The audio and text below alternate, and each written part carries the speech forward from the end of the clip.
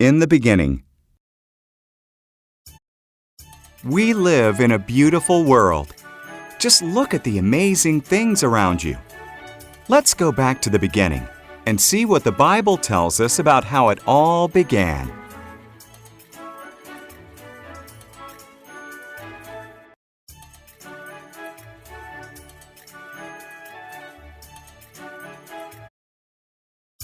In the beginning, God made the heavens and the earth. God moved over the darkness and said, "Light!" He called the light day, and He called the darkness night. Day 1. Done!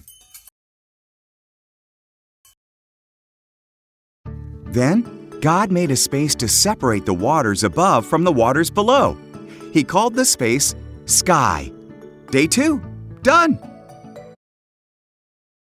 God gathered the waters together and dry ground appeared. He called the ground land and the waters seas. Then He made plants like grass, grain, and trees. Day 3. Done!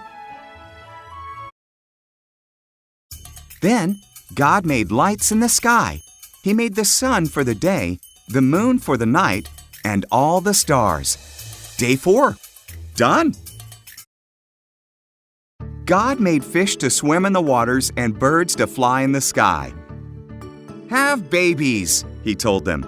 "Fill the world with splashing and singing." Day 5. Done! Next, God made animals. He made farm animals, wild animals, and animals that crawl on the ground. "Just one more thing to make," God said, "the most special thing of all."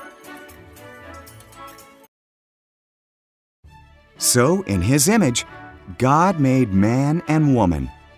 "Have babies," He said. "Take charge of the world. Care for the fish, the birds, and the animals." Day 6. Done!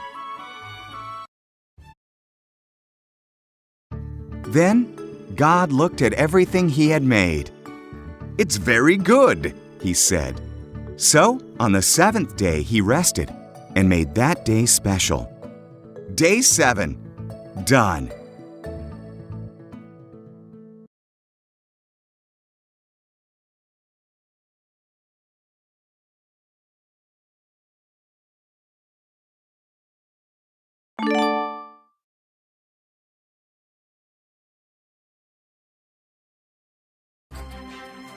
The first sin.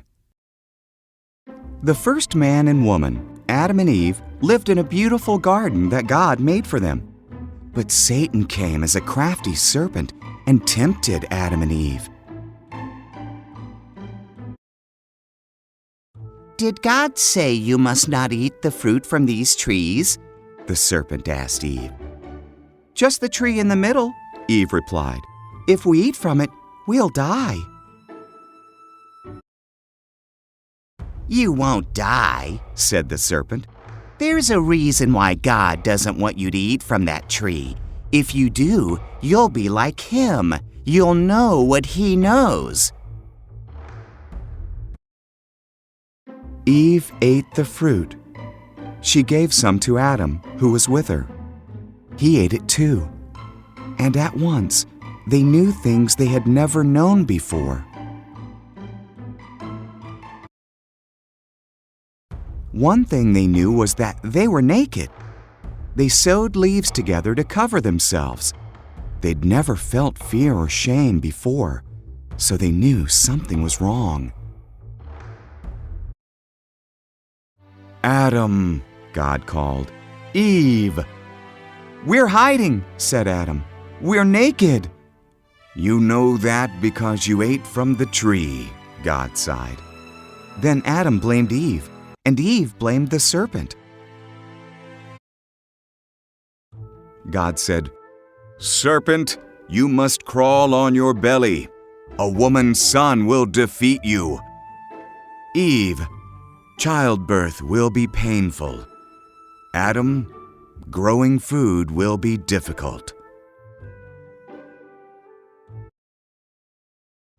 Then God made clothes for Adam and Eve and sent them out of the garden.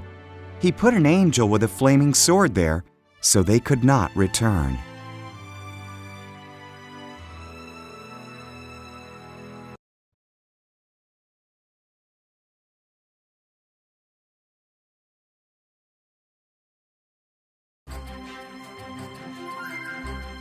Two by two.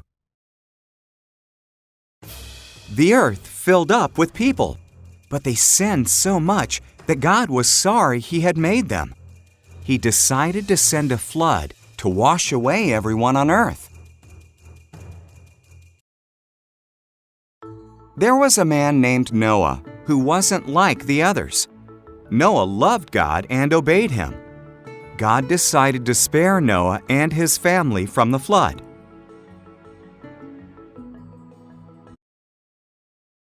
God warned Noah about the flood. He told him to build an enormous boat with a low roof, 3 decks, a window, and a door. In obedience, Noah built it. God told Noah to collect 2 of every kind of animal, 1 male, 1 female. Then Noah, his family, and the animals went into the boat. God shut the door. It rained for 40 days and 40 nights. Water fell from the sky and rose from the oceans and lakes. Even the tallest mountains disappeared beneath the flood.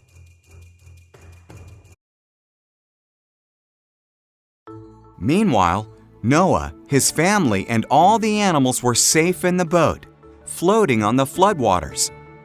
God had not forgotten about Noah, not even for a moment. God sent a wind to blow. The waters went down. The boat rested on Mount Ararat. Noah sent out a dove.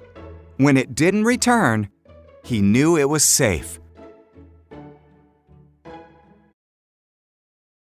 When the ground was dry, God told them to come out. He put a rainbow in the sky as a promise that He would never flood the whole earth again.